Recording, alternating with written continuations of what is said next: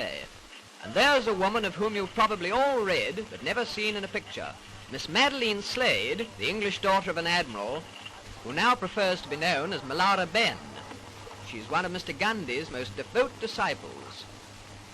She's leading the way ashore now, and just behind her comes Mr. Gandhi, dressed as he said he would be, in just his loincloth, even in the chilly climes of Europe. And he's carrying with him his pots and pans, which he declared at the customs. He was trotted around Marseille to several receptions and made one or two speeches which rather frightened the French authorities. But when asked to speak into the sound film microphone, he said, "I think not." And so we go on our way to England. Well, here we are at Folkestone, with the Biarritz coming alongside, and as Gandhi said, in proper English weather, pouring rain and bitterly cold. Miss Slade was the first ashore to tend to the luggage, that is, the goat's milk, etc.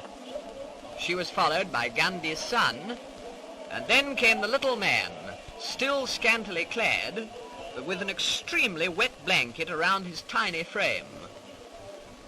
I'm sure he must have been frozen. We were in thick overcoats. He picked his way through the puddles along the quay side, and he was wearing sandals, by the way, to the waiting motor car, for he decided that he'd rather go up to London by road. He insisted on sitting up in the front seat with the driver. He said that he could see better that way.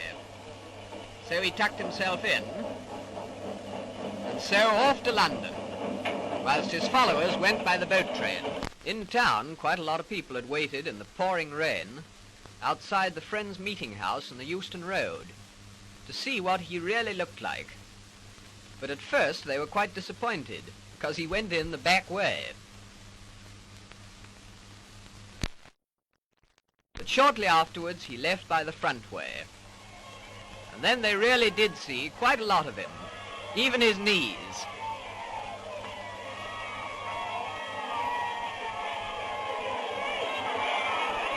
No, he won't speak into the microphone.